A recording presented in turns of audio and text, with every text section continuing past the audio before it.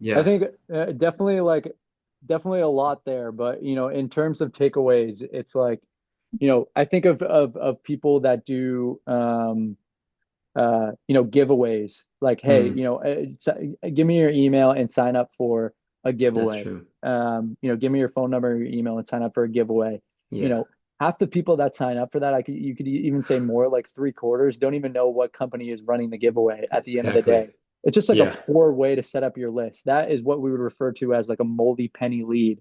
And we're not Hmm. referring to people as like a moldy penny or a shiny quarter. It's just like the quality of their lead at the end of the day. Are they a shiny quarter coming in? They read a couple of emails and then instantly buy, or are they moldy penny? They're going to sit on the list, not open any of your emails.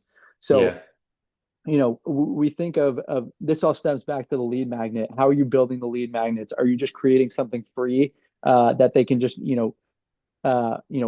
read and just kind of forget about Hmm. right away, or is it actually some type of resource that they're going to keep going back to and Hmm. actually benefit from and remember you solely because of that free resource you gave them? Right.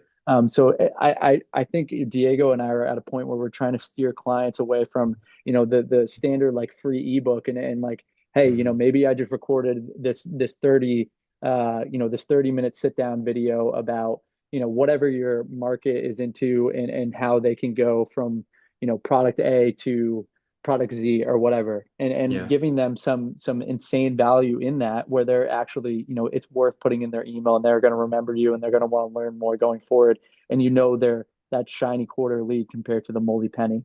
So Yeah. I think the takeaway there is just think outside the box when you're coming to creating these lead magnets. At the end of the Exactly. day, it's not always about having 10,000 people on your email list. Yeah. If you have 500 people that are solely equipped to your offer in your market and really warm leads, that's going to be way better than 100,000 people that aren't. So, I think one of the mistakes I've seen some business owners make is when it comes to those lead magnets, they kind of put it on like it's like a back burner kind of thing. And yep. it's just like, like this is not really driving sales. And so that's why they just put something together. It's kind of sloppy. It's Mhm. like, whatever. We just hopefully this works. Mhm. And it's like that's kind of the problem. That's why your email list or whatever you're trying to grow, it's like that this is why you don't have the right audience there in the first place Mhm. because you're not really putting thought into creating something that's really valuable Mhm. and people can keep coming back to and benefiting a lot from.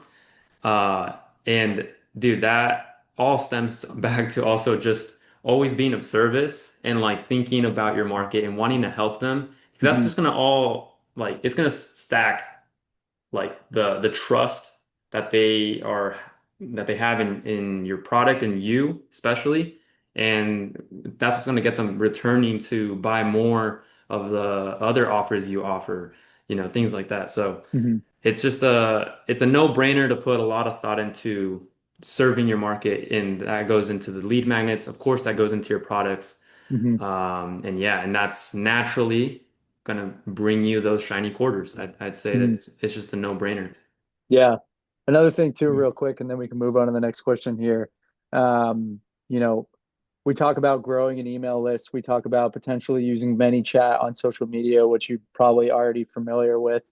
Um, Another way to grow your email list is literally just starting to focus on what you're writing to your email list. Like, are you providing them with some type of value, um, while also selling in the emails that you're putting out? And we'll dive into this towards the end, I think, a little bit with the AI conversation.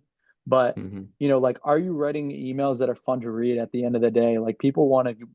If I'm on an email list, uh, uh, I really like look forward to like a select 4 or 5 email list every single day. Like, I think for Yeah, Diego, Bolt and I, like, we literally like love reading Ben Settle emails, and half the time we don't even we're not even buying stuff from him. It's just like we literally just love to see what he's going to send. Like, he keeps us on our toes every single day. So it's like, literally.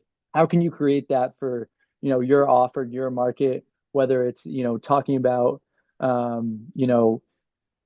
fitness or motocross, or literally you're a Hmm. bakery, like what went on in the bakery right now, like how can you make Hmm. that a fun email to read? That alone, that too is going to create you know more people coming on the list, because people will share that with friends. I'll forward Yeah. emails to Diego all the time, and family Hmm. members as well. So that is definitely another way to Yeah. grow the email list too.